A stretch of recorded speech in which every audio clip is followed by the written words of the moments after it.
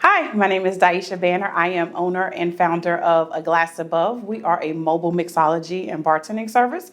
I am grateful to the Chamber for their continued support. I have been a part of the Leadership Raleigh group, Class 40, which was a great experience. I am truly appreciative of the Chamber of Commerce and the connections that they have been able to make. We provide custom cocktails, mocktails, and all types of things for event-based services.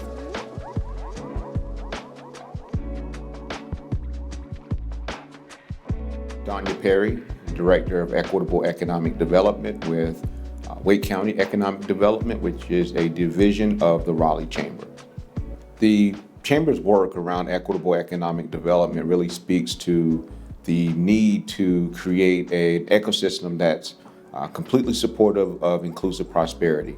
And what that means is ultimately is to identify opportunities to address any inequities and to really address the issues of disparity. So when we talk about equitable economic development, we're talking about either building a bridge or removing a barrier to support upward mobility and economic mobility.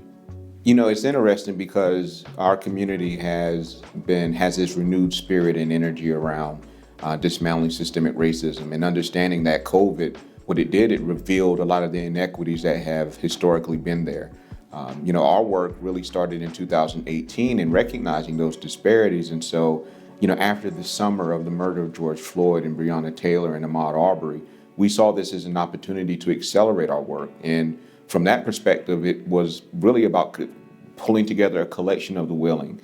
We have a lot of community members, business leaders, nonprofit leaders, our county and city officials, folks that are truly engaged about figuring out what can we do to really dismantle any systems that create the disparities, but also looking at opportunities to build onto the amazing work that's going on currently.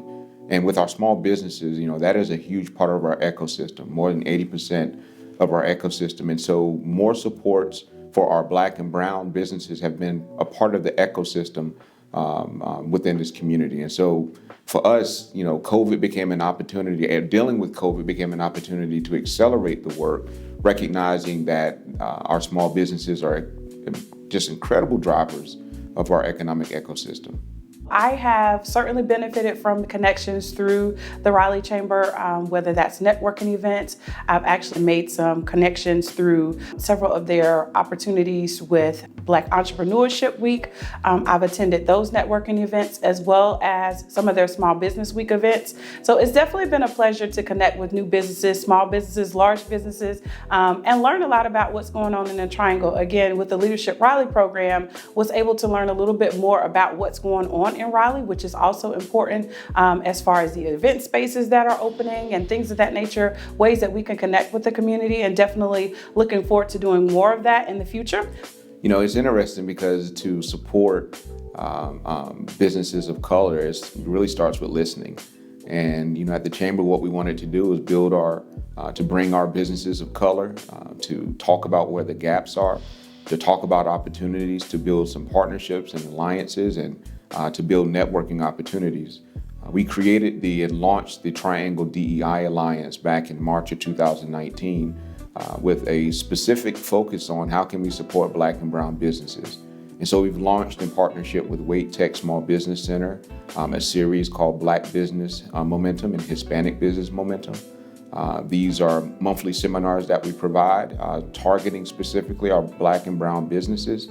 We've also solicited businesses through our Pathways program, which is identifying businesses that have gone through local incubators like Launch Raleigh and Launch Wendell, Launch Nightdale.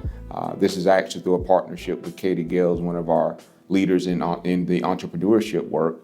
And through this Pathways program, we provide our small business members hyper-intensive networking opportunities, but also a free year of chamber membership just to be an on-ramp to building connections and networks and to be able to enhance their supports as they scale up their businesses.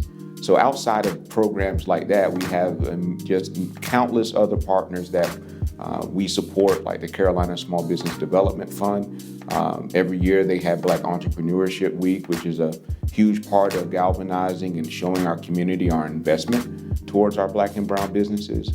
And at the end of the day, we've increased our community's fluency in this space as we recognize the need to create, once again, equity for our businesses and some of those gaps that I mentioned earlier. So some of those gaps are access to capital, to also how do we spaces to be able to ideate, to innovate. And so all of these conversations are really just becoming a commonplace within our ecosystem right now. So I'm really excited.